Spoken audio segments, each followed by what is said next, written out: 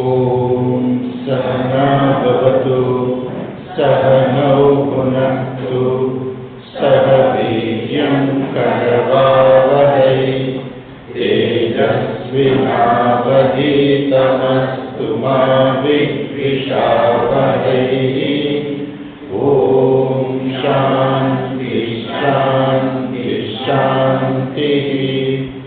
श्रुति स्मृति पुराणानाम् आलयं करुणालयं नमामि भगवत्पादं शङ्करं लोकशङ्करं शङ्करं शङ्कराचार्यं केशवं बादरायणं सूत्रभाष्यकृतौ वन्दे भगवन्तौ पुनः पुनः। ईश्वरो गुरुरात्मेति मूर्तिभेदविभागिने व्योमवद्व्याप्तदेहाय दक्षिणामूर्तये नमः। ॐ आप्यायन्तु ममाङ्गानि वाक्प्राणश्चक्षुश्रोत्रमथो बलमिन्द्रियाणि च सर्वाणि सर्वं ब्रह्मोपनिषदं मां ब्रह्म निराकुर्याम् मा ब्रह्म निराकरोत् अनिराकरणमस्त्वनिराकरणं मे अस्तु। तदात्मनि निरतेय उपनिषत्सु धर्माः ते मयि सन्तु ते मयि सन्तु। ॐ शान्ति शान्ति शान्तिः।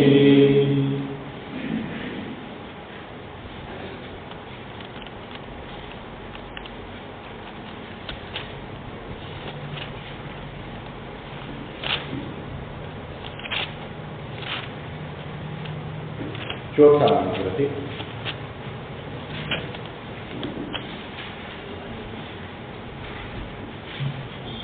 यद्वाचानभ्युदितं येन वागभ्युद्यते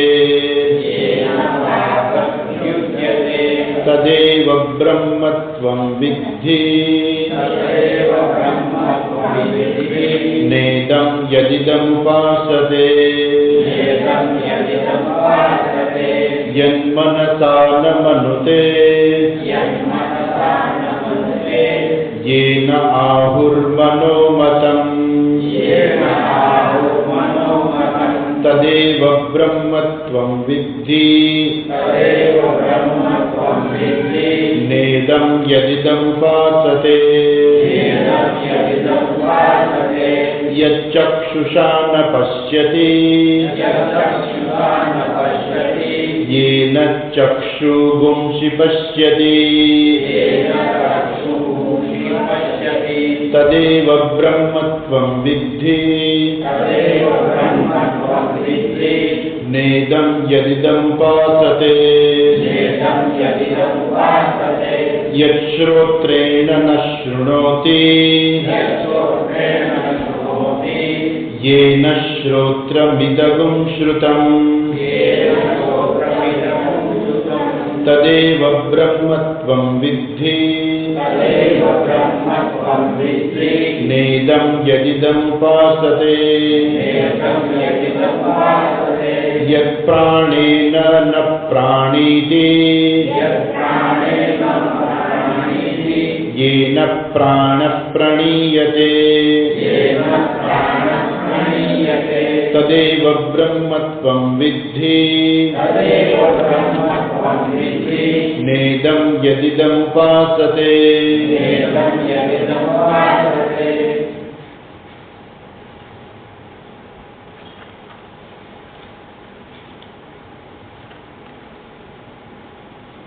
આપણે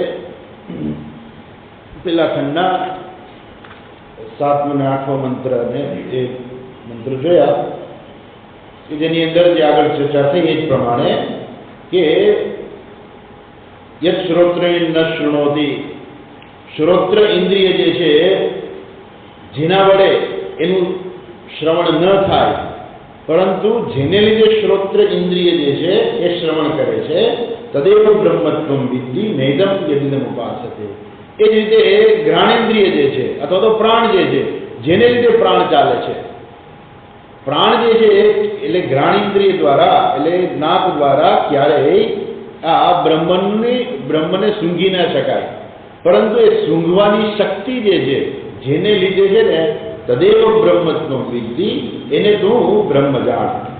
જેની તું ઉપાસના કરે છે એ બ્રહ્મ નથી. એ રીતે ગઈકાલે આપણે પહેલો ખંડ પૂરો કર્યો અને બીજા ખંડની શરૂઆત કરી.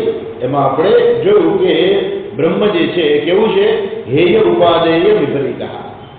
બ્રહ્મને આપણે ગ્રહણ પણ ના કરી શકીએ અને ત્યાગ પણ ના કરી શકીએ. હોય ને ગરમા ગરમ ભજીયું મોઢામાં મુકાઈ ગયું હોય તો આપણે એને બહાર ન કાઢી શકીએ અને અંદર ના લઈ શકીએ. હવે બ્રહ્મ કેવું આમ ગરમા ગરમ ભજીયા જેવું છે કે જેને આપણે બહાર ના કાઢી શકીએ, જેનો આપણે ત્યાગ ના કરી શકીએ, કે જેને ગ્રહણ પણ ના કરી શકાય, એવું બ્રહ્મ છે. તો કે ના ના, એવું ભજીયા જેવું નથી. કેમ કે ભજીયું તો જુદું છે. ભજીયું તો આપણે ખાધું છે, મોઢામાં મૂક્યું છે, મોઢામાં મૂકનાર હું છું. એમ આ બ્રહ્મ મારી અંદર મૂકનાર હું નથી, પણ હું પોતે જ બ્રહ્મ છું. પરંતુ હું બ્રહ્મ કેવી રીતે છું અને હું બ્રહ્મ એટલે શું? હું બ્રહ્મ એટલે શું? ખરેખર હું મારી જાતને બ્રહ્મ માનું, પણ ત્યાં જરા વિચાર કરવાનો જે છે કે આપણે આપણી જાતને માની લઈએ કે હું બ્રહ્મ છું. ખબર પડી ગઈ કે શાસ્ત્રમાં તો બરાબર તદેવ બ્રહ્મત્વમ વિદ્ધિ નૈદમ યદિદમ ઉપાસતે, કેટલી વાર તું બ્રહ્મ છો તું બ્રહ્મ છો એવું કહ્યું અને આપણને બરાબર જ્ઞાન થઈ જાય કે હા હું બ્રહ્મ છું. હવે આચાર્ય પરીક્ષા કરવા માંગે છે કે શિષ્યએ બરાબર હું બ્રહ્મ છું એ જાણે છે, પણ એ સાચું જાણે છે કે ખોટી રીતે જાણે છે? કેમ કે અહીંયા પરિસ્થિતિ એવી છે કે આ જગ્યા એવી છે કે અહીંયા ભૂલ થવાની પૂરેપૂરી શક્યતા છે. એટલે જ્યાં પણ ભૂલ થવાની શક્યતા હોય ત્યાં જરાક ચકાસણી વધારે કરવી પડે. સીધું સરળ હોય તો પછી બહુ ચકાસણી કરવાની નહીં, પણ ભૂલ થવાની શક્યતા વધારે છે. ક્યાં છે? રસોઈની અંદર દાળમાં મીઠું નાખવાની ભૂલ થવાની પૂરેપૂરી શક્યતા છે. બેનો દાળ ચાખી લે, મીઠું છે ને, ખબર પડી જાય કે હા મીઠું છે કે નહીં. એમ અહીંયા પણ કંઈક આવું છે એ ખબર ના પડે. મીઠું દેખાય મરચું નાખ્યું તો લાલ દાળ છે એ લાલ દેખાય, ખબર પડે કે આમાં મરચું નાખ્યું છે. દેખાય કે આ દાળ લાલ થઈ ગઈ એટલે મરચું નાખ્યું છે, ખબર પડી જાય. પણ મીઠું છે એ ખબર ના પડે. એમ ઘણી બધી વસ્તુ એવી હોય છે કે આપણે સાચી સમજીએ છીએ કે નહીં એ આપણે જાતે ચકાસવું પડે. અહીંયા ગુરુજી છે એ ગુરુજી શિષ્યની ચકાસણી કરે છે. એ દરેક વખતે ગુરુજી હાજર ના હોય બધી જગ્યાએ, પણ અહીંયા ગુરુજી હાજર છે એટલે એ ગુરુજી ચકાસણી કરે છે અને એના દ્વારા એ બતાવે છે કે દરેક વ્યક્તિ પોતાની જાતને તપાસી શકે કે હું ખરેખર હું મારી જાતને બ્રહ્મ સમજું છું એ સાચું છે કે ખોટું છે. હું મારી જાતને બ્રહ્મ જાણું છું પણ એમાં કોઈ ભૂલ તો નથી ને, હું ખોટી રીતે નથી જાણતો ને. અને એટલા માટે અહીંયા એ જે આચાર્ય જે છે એ કરે છે, પ્રશ્ન કરે છે, શિષ્યને પ્રશ્ન કરે છે. ગઈકાલે આપણે થોડુંક ભાષ્ય જોયું હતું, સંગતિ ભાષ્ય જે છે એ જોયું હતું.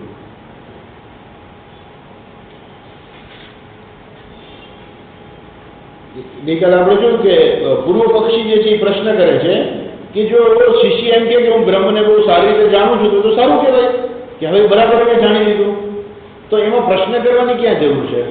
તો કહે છે કે જો વ્યક્તિ એમ કે હું સારી રીતે જાણું છું તો એ હું સારી રીતે જાણું છું ને એનો અર્થ બીજો પણ થાય છે. જેમ આપણે ચર્ચા કરતા હતા ને કે આપણે ભૂમિકાની ચર્ચા કરતા હતા, તો હું જે ભૂમિકાની ચર્ચા કરતો હતો એ કોઈ અવસ્થાની વાત કરતો હતો ત્યાં, અને તમે લોકો સમજતા હતા ભૂમિકા એટલે એક રોલની ચર્ચા તમે કરતા હતા. તમારા મનમાં એવું હતું કે સ્વામીજી રોલ વિશે કહે છે, તો હું રોલ વિશે નહોતો કીધો. ભૂમિકા એટલે અવસ્થાની આપણે ચર્ચા થતી હતી, પણ એ જ શબ્દને તમે એક જુદી રીતે જોતા હતા. પછી આપણે સ્પષ્ટતા થઈ એટલે તમને પણ ખબર પડી કે હા અહીંયા જે ચર્ચા છે એ જુદી અવસ્થાની ચર્ચા છે, કે આત્મજ્ઞાની જે છે એની કોઈ જુદી કોઈ અવસ્થા નથી હોતી. આમ તો એને તુરીય અવસ્થા કહે છે, પણ એ તુરીય અવસ્થા શું છે એ પણ કોઈ જુદી અવસ્થા નથી. આપણે જોઈશું ક્યારેક વિસ્તારથી ત્યારે. પણ એ તુરીય અવસ્થા પણ કોઈ મારાથી જુદી અવસ્થા નથી, કે વ્યવહારથી પણ કોઈ જુદી અવસ્થા નથી, કે વ્યવહારની અંદર એ વ્યક્તિ જરાક જુદી પડી જાય એવી કોઈ અવસ્થા નથી. કે કંઈ ખાય નહીં, કંઈ પીએ નહીં, આખો દિવસ જે છે આપણે સામું જોઈએ તો આપણી સામું જાણે જોતા નથી, કંઈક મસ્તીમાં હોય, ઘણી પેલું દારૂ પીધો હોય ને કેમ આપણે એને બોલાવે પણ બોલે નહીં, એમ કંઈક એવું હોય કે નાની વ્યક્તિ હોય ને એની મસ્તીમાં જ હોય, બસ એને તમે બોલાવો તો એ કંઈક જવાબ જુદો જ આવે. તો એ લોકો એવું માનતા હોય કે એવી કોઈ અવસ્થામાં પહોંચવું પડે. આપણે તકલીફ ત્યાં શું છે ખબર છે કે બીજાનું તો જે હોય તે જે થાય, પણ આપણે ઊંધો નિર્ણય કરીએ કે આપણે આવી અવસ્થામાં પહોંચવાનું છે. એટલે આવું બધું ખોટી સમજણ લોકોમાં બહુ હોય છે, અને એટલા બધા આવી બધી જે સમજણ હોય એનું નિરાકરણ થવું જોઈએ. અને એટલા માટે થઈને અહીંયા આચાર્ય જે છે એ કહે છે કે જો વ્યક્તિ એમ માને કે હું બહુ સારી રીતે જાણું છું, તો એનો એક બીજો પણ અર્થ થાય છે કે હું બહુ સારી રીતે જાણું છું. ગઈકાલે આપણે ફૂલનું જોયું ને કે આ ફૂલને હું બહુ સારી રીતે જાણું છું એટલે શું, તો કે હું આંખેથી જોઈ શકું છું કે આ ફૂલ છે, કેવું છે, કેવો કલર છે, એવી રીતે હું બહુ સારી રીતે જાણું છું કે આ ગલગોટો જ છે. પેલા કોઈ કે નહીં આ ગલગોટો નથી, પેલા કે નહીં હું બહુ સારી રીતે જાણું છું કે આ ગલગોટો જ છે. ગલગોટાનું ફૂલ છે પણ નાનકડું છે. તમે આમ હિમાલયમાં જાઓ કે ત્યાં હું ગયો હતો મલેશિયા, તો આવડા મોટા મોટા ગલગોટા, મેં તો આવડા મોટા ગલગોટા ક્યારેય જોયા જ નહોતા. તો એવડા મોટા મોટા ગલગોટાના ફૂલ, આવું છે આપણે શું કામ આપણે આ જ મળે, કેમ કે ઓછું પાણી મળે છે એટલે. તો એનું રહસ્ય શું છે કે આ ઝાડવા બધા એવા છે કે એને પાણી ઓછું મળે છે એટલે એનો વિકાસ ઓછો થાય છે, અને એ સમય દરમિયાન તો એને ખીલી જવું પડે, એટલે પછી સરખી રીતે એ ખીલી ના શકે. એટલે પછી એની જાત જ એવી ડેવલપ થાય કે એ હંમેશા આવા નાના જ રહે. તો અમુક પછી જાત જ એવી થઈ જાય કે ગલગોટા હંમેશા મોટા જ થાય. તો હું ચોક્કસપણે કહી શકું કે આ ગલગોટાનું ફૂલ છે. કેમ? હું સારી રીતે જાણું છું. હવે હું કઈ રીતે સારી રીતે જાણું છું? કેમ કે મારી આંખ છે અને આંખેથી મને દેખાય છે કે આ ગલગોટો છે, ગલગોટાનું ફૂલ છે. સારી રીતે કહી શકું છું. એ કોઈ વ્યક્તિ એમ કે હું બ્રહ્મને સારી રીતે જાણું છું, તો શું એ ઇન્દ્રિયો દ્વારા જાણે છે, મન દ્વારા જાણે છે? કઈ રીતે જાણે છે બ્રહ્મને, અને કેવી રીતે જાણે છે, અને બ્રહ્મને શું સમજે છે? એટલે એ બરાબર જાણવું પડે. શાસ્ત્ર તો કહી દીધું કે તદેવ બ્રહ્મત્વમ વિદ્ધિ, તું જ બ્રહ્મ છો, એને તું બ્રહ્મ જાણ. તો એ માણસ શું સમજે છે? એટલા માટે થઈને અહીંયા એ વ્યક્તિ એમ જ્યારે એમ કે હું બહુ સારી રીતે જાણું છું, તો જરા એ પ્રશ્ન છે.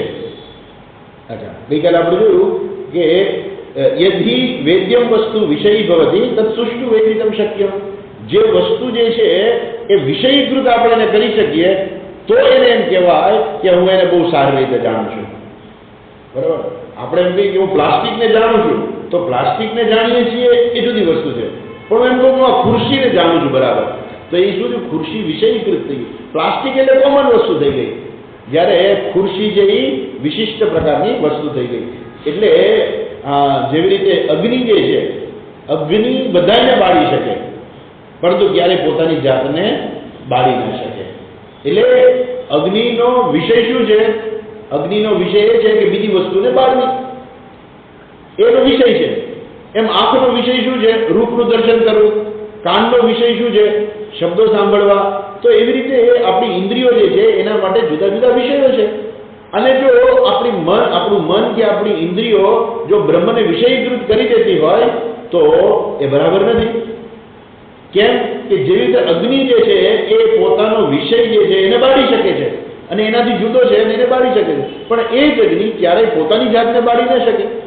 ક્યારે એમ કહેવાય કે અહીંયા આગ લાગી હતી પણ બાજુમાં બીજી આગ લાગી એટલે આગ થઈ ગઈ, એવું બન્યું? ના, એવી નહીં બને, એવી રીતે નહીં બને ક્યારે. એટલે એક અગ્નિ જે છે એ ઉલટાની આગ વધશે, બાજુમાં આગ લાગશે તો આગ વધારે પ્રસાર પામશે.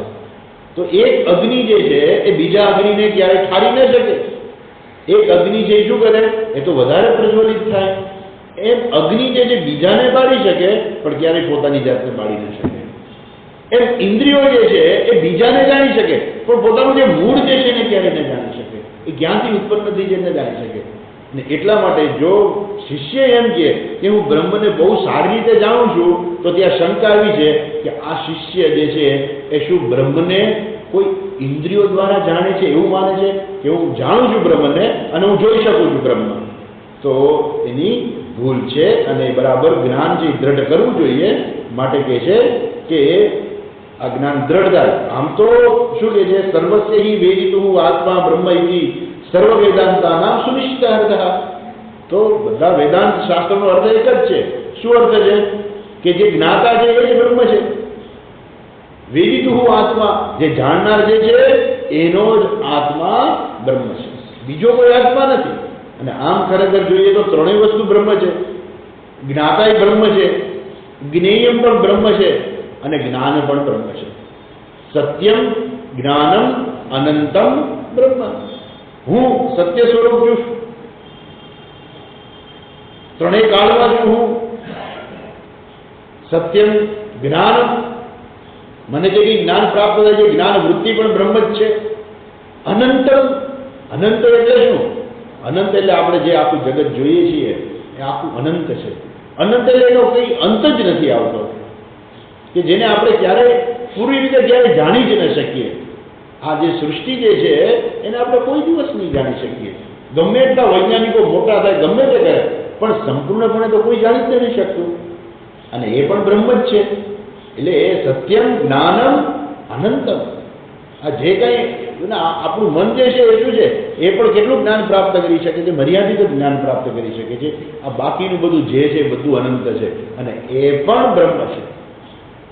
એટલે જેને હું જાણું છું એ બ્રહ્મ છે, જેના દ્વારા હું જાણું છું એ બ્રહ્મ છે, અને જેને હું જાણું છું અર્થાત જે નથી જાણતો એ પણ બ્રહ્મ છે.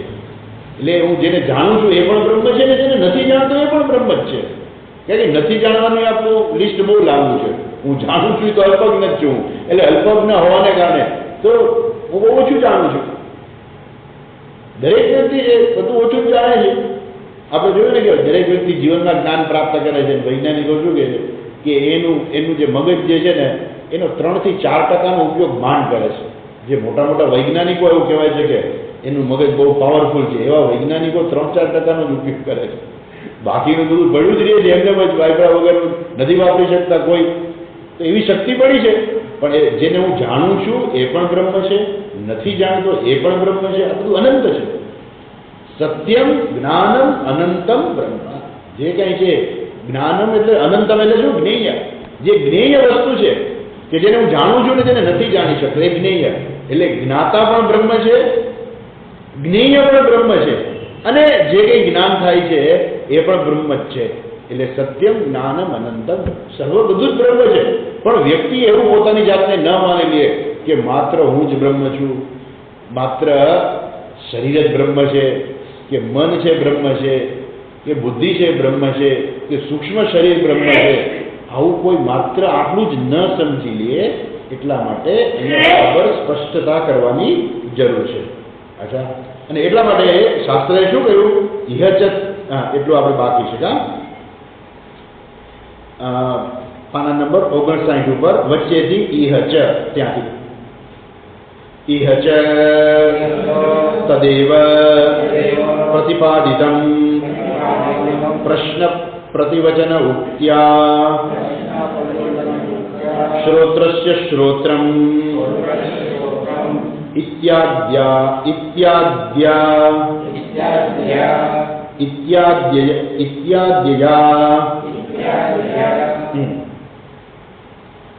અને અહીંયા શાસ્ત્રમાં પણ પ્રતિપાદન કર્યું છે. જેવી રીતે પ્રશ્ન પ્રતિવચન ઉક્ત્યા, શિષ્ય પ્રશ્ન પૂછે છે, ગુરુજી એનો જવાબ આપે છે અને કહે છે એ કોણ છે? શ્રોત્રસ્ય શ્રોત્રમ મનસો મનો યત વાચોહ વાચમ સૌ પ્રાણસ્ય પ્રાણઃ. તો એ દ્વારા ગુરુજી જે શિષ્યને ઉપદેશ આપ્યો. એટલું જ નહીં, એને વિશેષ રૂપે બરાબર ચોક્કસ એ જ્ઞાન દ્રઢ થાય એટલા માટે થઈને યદ આગળ કહે છે, જો યદ વાચાનભ્યુદિતમ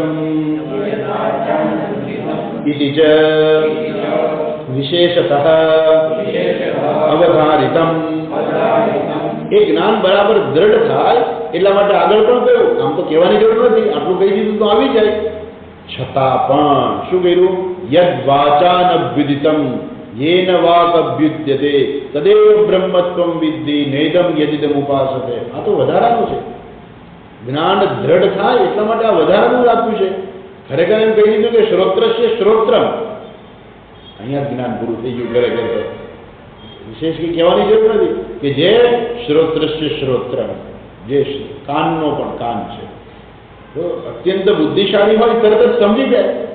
પણ ગુરુજીને ખબર છે કે શિષ્ય તરત જ નહીં સમજી શકે, એટલા માટે એમણે વિસ્તારથી કહ્યું શ્રોત્રસ્ય શ્રોત્રમ મનસો મનોયત વાચો વાચમ સૌ પ્રાણસ્ય પ્રાણ. આ બધું વર્ણન કર્યું. અને હજુ એ જ્ઞાન દ્રઢ કરવા માટે યદ વાચાનભ્યુદિતમ યેન વાક અભ્યુદતે આવું કહીને એ જ્ઞાનને પાછું દ્રઢ પણ કર્યું. અચ્છા, આગળ કહે છે બ્રહ્મવિત સંપ્રદાય નિશ્ચય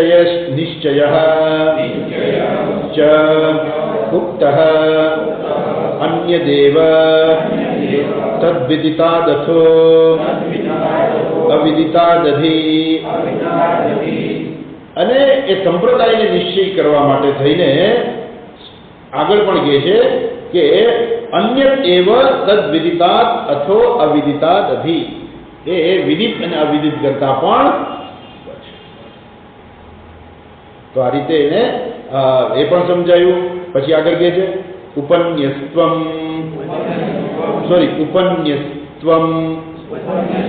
ઉપન્યસ્તમ ઉપસંહરિષ્યતિ ચ અવિજ્ઞાતમ વિજાનતામ વિજ્ઞાતમ અવિજાનતામ. અચ્છા, એટલે આ રીતે હવે એનો ઉપન્યાસ કરે છે કે છેલ્લે ઉપસંહાર પણ કરશે. ઉપસંહાર એટલે શું? પૂર્ણાહુતિ વખતે પણ કહે છે. શું કહે છે છેલ્લે? અવિજ્ઞાતમ વિજાનતામ વિજ્ઞાતમ અવિજાનતામ. તો એટલે અવિજ્ઞાતમ વિજાનતામ, જે એમ કહે છે કે હું નથી જાણતો એ જાણે છે. વિજ્ઞાતમ અવિજાનતામ, જેવું માને છે હું જાણું છું એ નથી જાણતો. એટલે એ રીતે એનો ઉપસંહાર પણ ઉપસંહરિષ્યતિ, ઉપસંહાર પણ કરશે.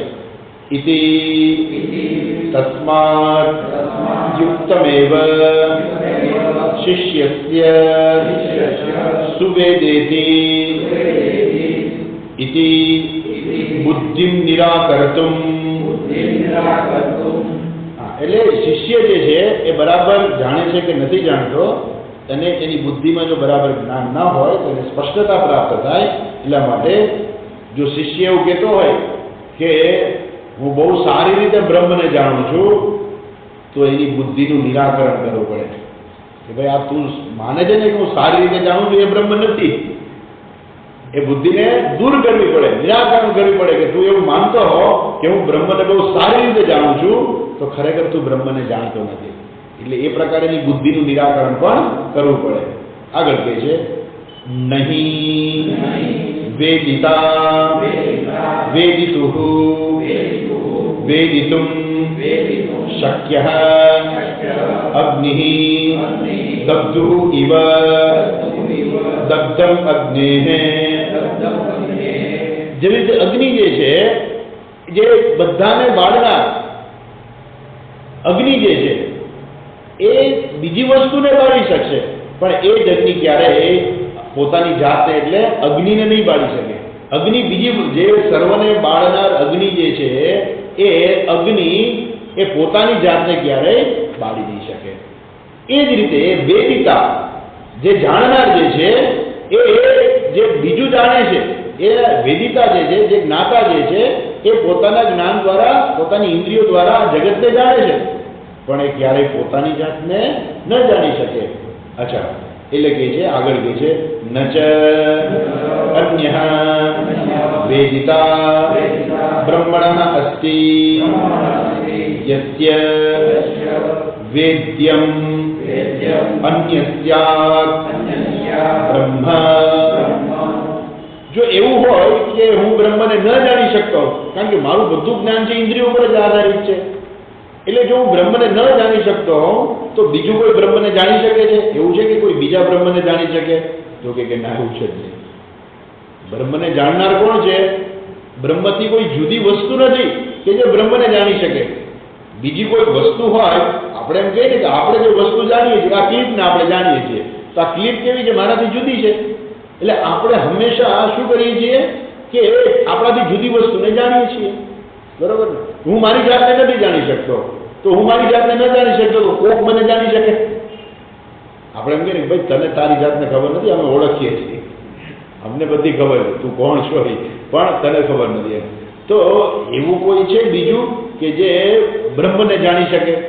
વેદિતા પોતે પોતાની જાતને નથી જાણી શકતો, તો વેદિતા સિવાય બીજો કોઈ એવો છે કે જે બ્રહ્મને જાણી શકે? તો કે નહીં, બ્રહ્મ સિવાય બીજી કોઈ વસ્તુ જ નથી. બ્રહ્મ સિવાય કોઈ બીજી વસ્તુ જ નથી.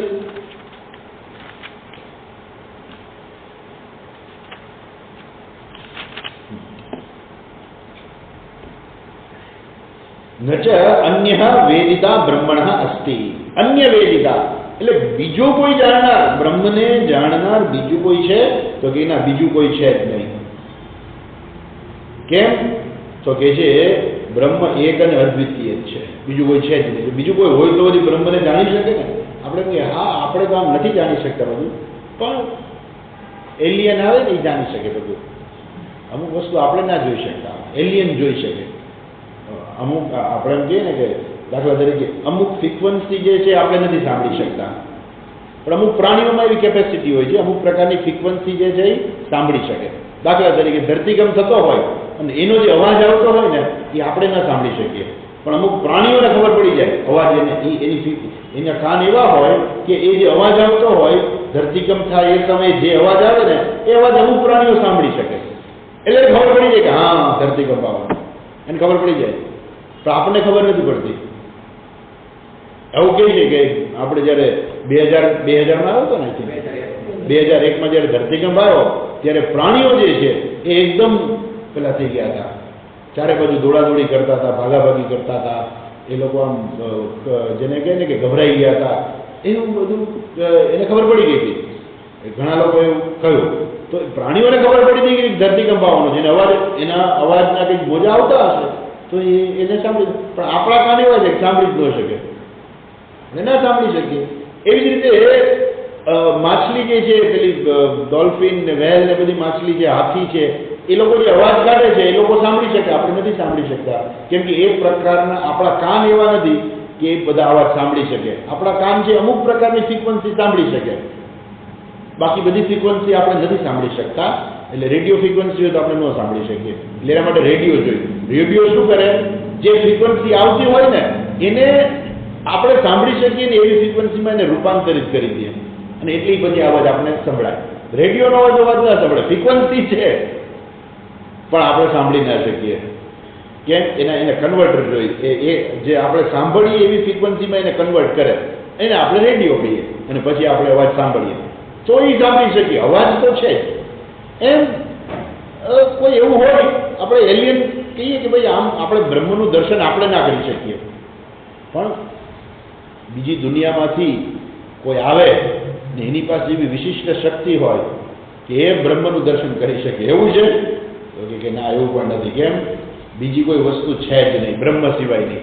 બ્રહ્મથી જુદી બીજી કોઈ વસ્તુ છે જ નહીં, માટે એ પણ શક્ય નથી.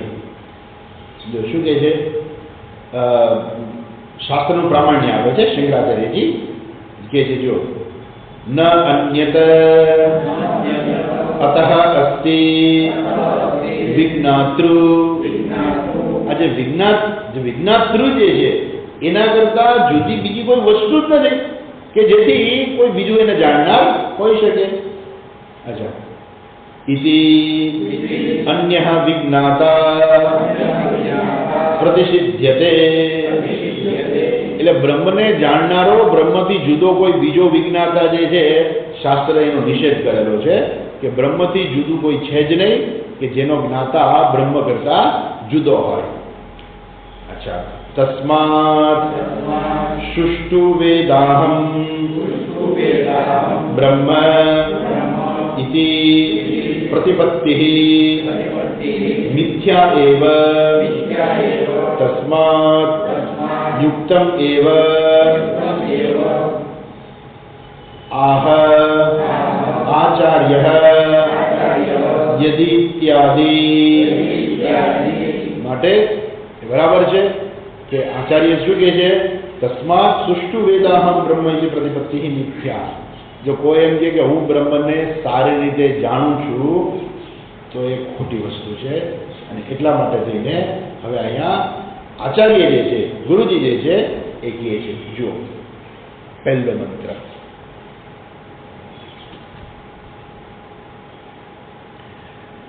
યદિ મન્યસે સુવેદેતિ યદિ મન્યસે સુવેદેતિ દહરમેવાપि નૂનં દહરમેવાપि નૂનં ત્વં વેત્થ બ્રહ્મણો રૂપં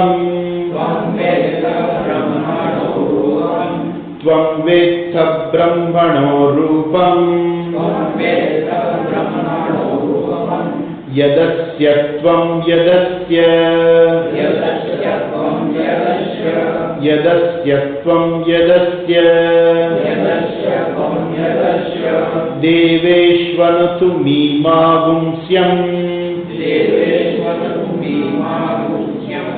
देवेष्वथनु मीमागुंस्यम् एव ते मन्ये विदितम् एव ते मन्ये विदितम्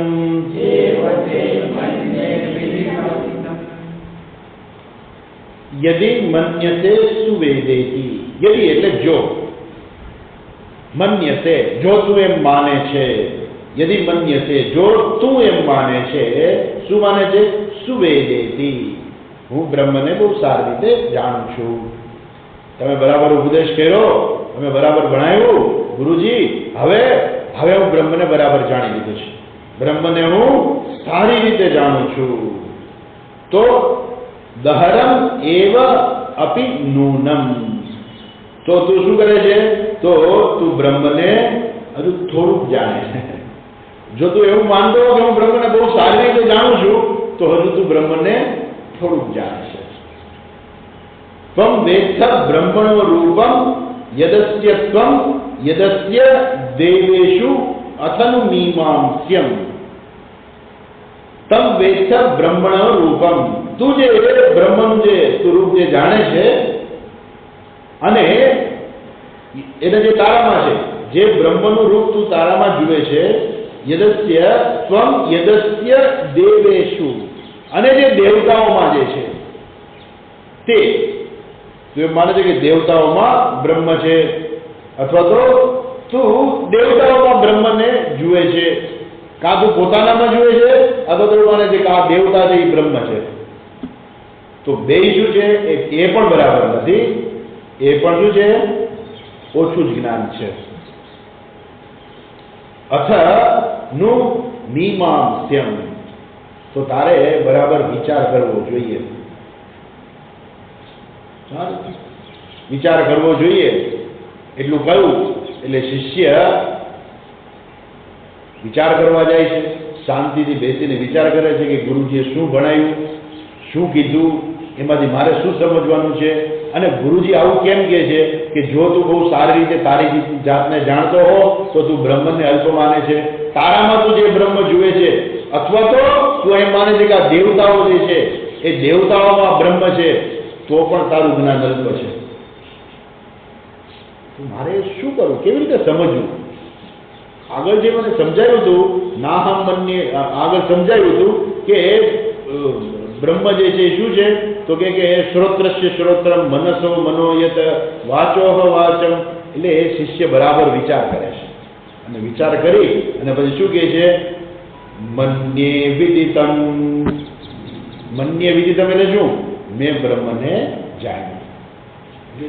એક બાજુથી ગુરુજી એમ કહે છે કે જો તું એવું માનતો હો કે હું સારી રીતે જાણું છું, તો તું બ્રહ્મને બરાબર જાણતો નથી. અને બીજી બાજુથી શિષ્ય શું કહે છે? વિચાર કરીને હું બ્રહ્મને જાણું છું, હવે હું બ્રહ્મને જાણું છું. આવું કહ્યું. અચ્છા, શું કામ આવું કહે છે આપણે જોઈએ ભાષ્યની અંદર. યદિ કદાચિત મન્યતે સુવેદેતિ સુષ્ટુ વેદાહમ બ્રહ્મ ઇતિ. યદિ એટલે જો, કદાચિત ક્યારેક તું એવું માનતો હો, મન્યસે સુવેદેતિ, સુવેદેતિ એટલે શું? સુષ્ટુ વેદાહમ, હું બહુ સારી રીતે જાણું છું. બહુ સારી રીતે જાણું છું એટલે શું? હું બ્રહ્મને ઓળખી ગયો છું. ઘણા કેમ તમે આ માણસને ઓળખતા નથી હજુ. પછી માણસ શું કહે? નાના, હું એ માણસને બહુ સારી રીતે જાણું છું. ભલે એનો દેખાવ બહારથી આવો છે, પણ એ બહારથી ભલે ગમે એવો ખરાબ દેખાતો હોય, પણ એ ખરેખર અંદરથી સારો માણસ છે. હું એને સારી રીતે જાણું છું. હું સારી રીતે આ જાણું છું કે આ ફૂલ છે, તો સારી રીતે જાણું છું. સુષ્ટુ વેદા, બહુ સારી રીતે જાણું છું. તો કે છે, આગળ કે છે, કદાચિત યથા અશ્રુતમ દુર્વિજ્ઞેયમપી ક્ષીણ દોષઃ સુમેધાઃ કશ્ચિત પ્રતિપદ્યતે કશ્ચિત ન ઇતિ સાશંકમ આહ યદિ ઇત્યાદિ. ક્યારેક ભાષ્યકાર કહે છે કે ક્યારેક બહુ સૂક્ષ્મ વસ્તુ હોય, સમજવી અઘરી હોય, તો ક્યારેક માણસ જે છે ક્યારેક સમજે છે અને ક્યારેક નથી પણ સમજતો. એ છે શું કહે છે? કદાચિત અશ્રુતમ દુર્વિજ્ઞેયમ અપી. અશ્રુતમ એટલે સાંભળેલી વસ્તુ એને ના હોય, અને અથવા તો આપણે એમ કહીએ કે દુર્વિજ્ઞેયમ. દુર્વિજ્ઞેયમ એટલે જેનું જ્ઞાન પ્રાપ્ત કરવું બહુ અઘરું હોય, પણ અમુક લોકો પ્રાપ્ત કરી શકે. પેલા તો એવું હતું કે મેડિકલ કોલેજમાં એડમિશન લેવું હોય, એ છોકરો 80-90% મેળવે ત્યારે માંડ એડમિશન મળતું. ત્યારે કોઈ ડોનેશન સીટ નહોતી, ત્યારે કોઈ અનામત સીટ નહોતી એની અંદર. એટલે એ મેડિકલમાં એડમિશન લેવું એના માટે ચેલેન્જ હોય. એ વખતે તો 11મું ધોરણ હતું, બહુ વર્ષો પહેલા. 11મા ધોરણની અંદર સાયન્સમાં સારામાં સારા માર્ક લઈ અને પછી મેડિકલમાં એડમિશન લઈ શકે. બધાથી લઈ ન શકાય, બધા ત્યાં પહોંચી ન શકે.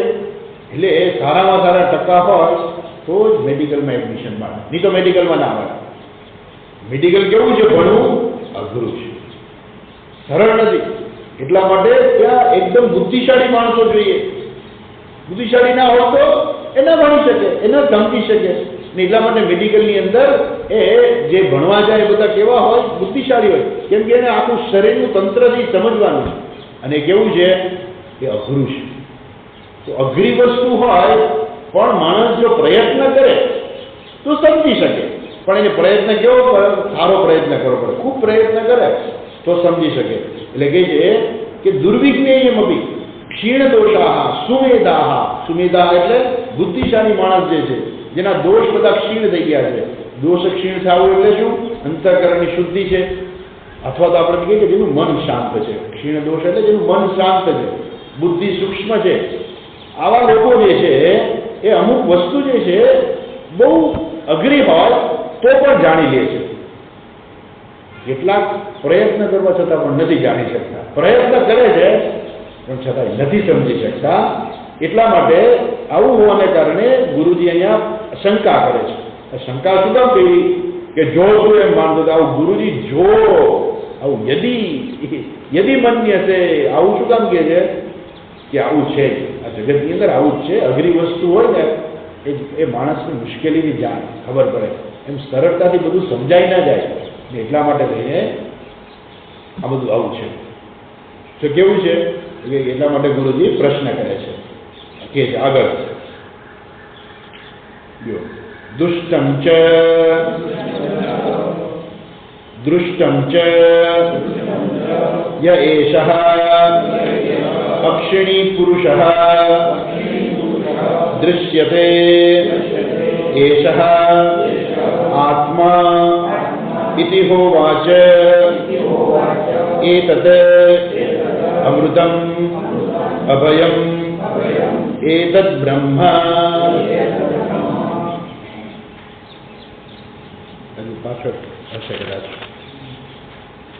इति उक्ते प्राजापत्यः पंडितः अपि असुरात् विरोचनः स्वभावदोषवशात् अनुपपद्यमानम् अपि विपरीतम् अर्थम् शरीरम् आत्मा इति प्रतिपन्नः આવું છે બન્યું જ છે. શું બન્યું છે તો કે છે કે આવો ઉપદેશ આપ્યો. દૃષ્ટમ દૃષ્ટમ એટલે આ જોવામાં આવું જોવામાં આવ્યું છે. શું જોવામાં આવ્યું છે તો કે છે આવો ઉપદેશ આપ્યો. કોણે ઉપદેશ આપ્યો? પ્રાજાપત્ય ઇતિ ઉક્તે પ્રાજાપત્ય એટલે બ્રહ્માજી. તો બ્રહ્માજીએ આવો ઉપદેશ આપ્યો. શું ઉપદેશ આપ્યો? કોને ઉપદેશ આપ્યો તો કે વિરોચનને. વિરોચન કોણ હતો? અસુરોનો રાજા હતો. તો બધાને એમ થયું કે ભાઈ આ વસ્તુ જે છે જાણવા જેવી છે, આપણે જાણવી જોઈએ. અને જો એ જાણીએ તો શું થાય તો કે છે કે આપણે અભય થઈ જઈએ, આપણને કોઈનો ભય ન લાગે, આપણે અમૃત બની જઈએ, આપણે કોઈ દિવસ મરીએ નહીં ને આપણને ખૂબ સુખની પ્રાપ્તિ થાય. તો કે તો જાણવું જોઈએ. એનું કહે છે ને કે ભાઈ આવું કંઈ આમ જરૂરી હોય તો આપણે જાણીએ. એમ જ્યારે પેલું ભાગવતની અંદર આવે છે કે ધ્રુવજી જે છે એ બધાને કહે છે કે ચાલો ભગવાનના ધામમાં સ્વર્ગમાં ભગવાન લેવા આવવાના છે. બધાય ના પાડી દે છે. પછી એટલે ભૂમને પૂછે છે કે તમારે આવું છે? કોઈ આવવા તૈયાર નથી. તમારે આવું છે? એટલે એ ભૂંડડી કે હું મારા બચ્ચાને પૂછી જાઉં છું, એ આવવા તૈયાર હોય તો હું જાઉં. એને બચ્ચાને પૂછે કે તમારે જવું છે? તો કે આવું બધું ખાવા મળશે ત્યાં? તો કે ના, આવું સ્વર્ગમાં આવું બધું ખાવા ના મળે. તો આપણે નથી જવું. કંઈક સારું સારું મળતું હોય તો આપણે જઈએ, નહીં તો નથી જવું. ત્યાં જઈને શું કરવું? એમ બધા ના પાડી દીધી. ધ્રુવજી તો એવા હતા કે એ પોતે રાજા હતા અને એમ માનતા હતા કે આ બધી પ્રજા મારી છે, મારી પ્રજા પ્રત્યે મને બહુ પ્રેમ છે, પ્રજા મને બહુ પ્રેમ કરે છે, માટે હું પ્રજા માટે થઈને હું પ્રજાનો સેવક છું, એવું માનતા હતા. આજકાલના સેવક જેવું નહીં હો. આજકાલના એમ કહે કે અમે સમાજમાં સેવક છીએ. વાત સાચી, અમે સમાજમાં સેવક છીએ પણ અમારા માટે. એમ સમાજ માટે નહીં, અમે સમાજમાં સેવક છીએ પણ એ અમારા માટે છીએ. એટલે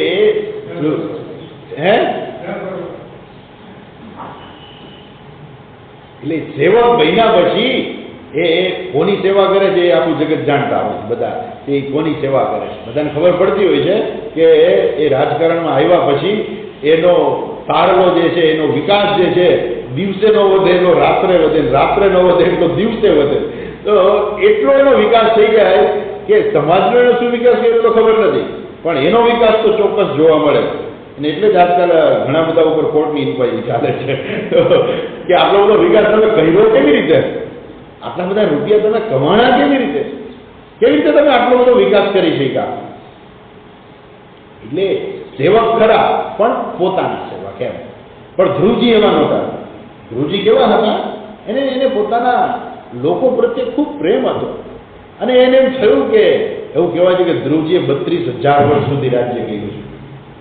32 કે 33,000 કે 32,000 33,000 વર્ષ સુધી એમણે રાજ્ય કર્યું છે. ને એટલો બધો એને લોકો પ્રત્યે પ્રેમ હતો. એટલે ભગવાન સાક્ષાત લેવા આવ્યા તો એ કહે છે કે ભગવાનને કે નહીં, ભગવાન હું મારા પ્રજાજનોને છોડીને હું આવવા નથી માંગતો. મને મારા પ્રજાજનો પ્રત્યે બહુ પ્રેમ છે, એ લોકો પણ મને બહુ પ્રેમ કરે છે અને હું પણ એ લોકોને બહુ પ્રેમ કરું છું. ભગવાન કે ના ના એવું નથી, તું બધાને પૂછી જો, કોઈ આવવા તૈયાર નહીં થાય. કે તમે લઈ જાઓ બધાને તો હું આવું, હું એકલો ના આવું. તો કે એમ કોઈ આવે નહીં. અને તો તમારું પુણ્ય છે એટલે હું તમને લેવા આવ્યો છું, પણ બધા લોકોનું નથી, અને છતાંય જો તમારે એવું તમે પૂછી આવો, જેને આવવું હશે એને હું લઈ જઈશ. એ ધ્રુવજી બધાને પૂછે છે. સૌથી પહેલા પોતાના નજીકના ફર્સ્ટ ફેમિલી જેને કહેવાય એને બધાને કહે છે કે કાલ ભગવાન લેવા આવવાના છે, તમારે આવું છે સાથે? તો કે ના, અમારે નથી આવવું, હજુ તો અમારે આમ બાકી છે ને આ બાકી છે. પછી પ્રજાજનોને પૂછ્યું કે તમારે આવું છે? એ બધા કીધું કે ના ના, અમારે હમણાં નથી આવું, તમે જાઓ, કેમ કે અમારે તો હજુ અમારા બાળકો છે એના લગ્ન કરવા છે. કોઈને પૂછ્યું તો કે અમારે તો હજુ જીવન જોવાનું છે, અમે તો હજુ નાના છીએ. તો આમ બધાએ ના પાડી દીધી, કોઈ આવવા તૈયાર નહોતું. છેવટે ધ્રુવજી ભૂણને કહે છે એ આવવા તૈયાર ના. કેમ કે એને જે જોઈ છે મળતું નથી. એમાં અસુરોને શું થયું કે જો આવું મળતું હોય તો આપણે જ્ઞાન પ્રાપ્ત કરીએ, એમ બ્રહ્મની પ્રાપ્તિ કરીએ, કે જો આપણે અભય બની જતા હોઈએ, જો આપણે અમૃત સ્વરૂપ બની જતા હોઈએ, આપણે એકદમ સુખ મળતું હોય, અનંત સુખની પ્રાપ્તિ છે, તો પછી આપણે જ્ઞાન પ્રાપ્ત કરીએ. એટલે બધાએ ભેગા થઈને એમના રાજા વિરોચનને કીધું કે તમે જ્ઞાન પ્રાપ્ત કરી આવો, જાઓ, પછી અમને કહેજો. સારું.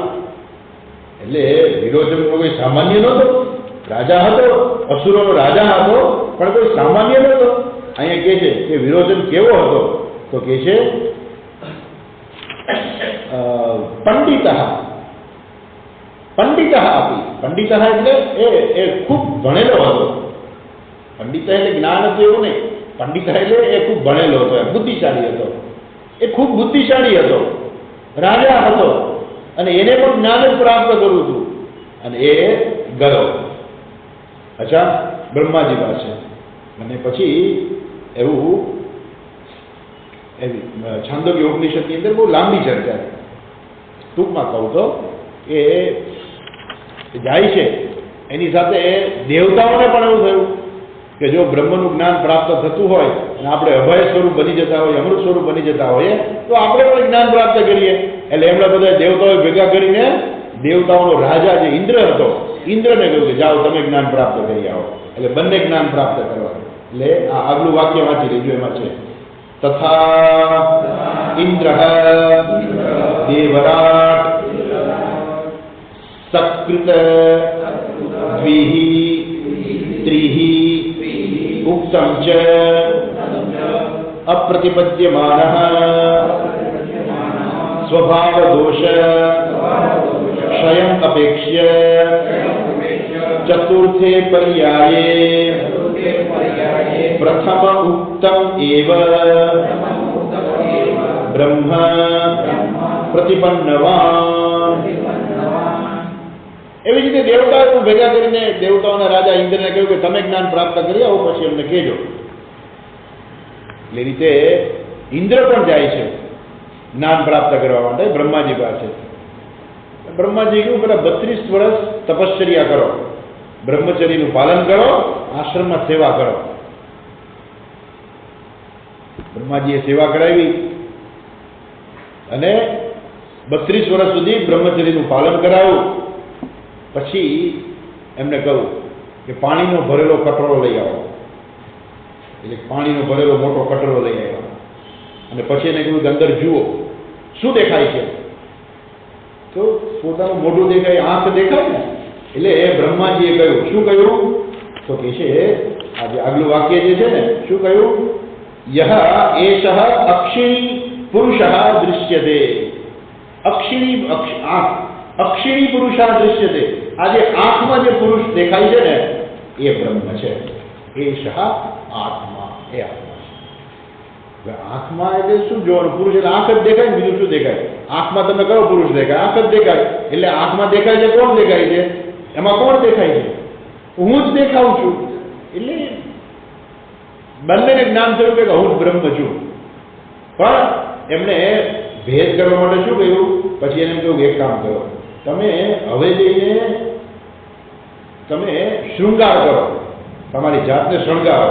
એટલે માથે મુગુટ પહેરો, હાર પહેરો, પેલું કપાળમાં ચંદન લગાડો, બધું કરો.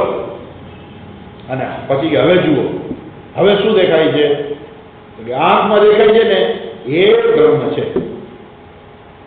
એટલે એમ થયું કે આજે અમે ઘરેણા પહેર્યા છે એ તો બધું બ્રહ્મ નથી, બરોબર. આંખમાં દેખાય છે કોણ છે? તો હું જ છું. શરીર દેખાય છે હું છું. એટલે બંને એવું સમજ્યા કે આ શરીર બ્રહ્મ છે. કારણ કે કટોરામાં તો હું જ દેખાય છે, શરીર જ દેખાય છે.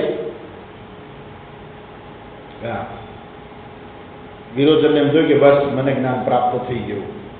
એટલે એને જઈને બધા જ અસુરોને કહી દીધું કે આજે આંખમાં દેખાય છે એ જ બ્રહ્મ છે. એટલે આંખ છે એટલે આંખ છે એ જ બ્રહ્મ છે ટૂંકમાં. એટલે આ શરીર જ બ્રહ્મ છે. અને બધા અસુરો એવું માની લીધું આ શરીર છે એ બ્રહ્મ છે. એટલે શરીરને તમે બરાબર શરીરનું ધ્યાન રાખો અને શરીરને જેટલું લાંબુ જીવાડો એટલું જીવાડો, અને આ શરીર જેટલું સારું એટલું આપણે સુખી, અને જેટલા ભોગ ભોગવાય એટલા તમે ભોગ ભોગવો, સુખ ભોગવો. અને શરીર મરી ગયું તો આપણે પૂરા થઈ ગયા પછી, એવું બધું એ લોકોએ માની લીધું. પણ ઇન્દ્રએ વિચાર કર્યો. હજુ તો ઇન્દ્ર પહોંચે સભામાં બધા દેવતાઓ પાસે, પહેલા જ એને વિચાર આવ્યો કે આવું કેવી રીતે હોઈ શકે? કેમ કે આ શરીર જે છે એ તો નાનું હોય, મોટું થાય, પછી ક્ષીણ થાય, પછી શરીરનો તો નાશ થઈ જાય. પણ બ્રહ્મ તો એવું નથી.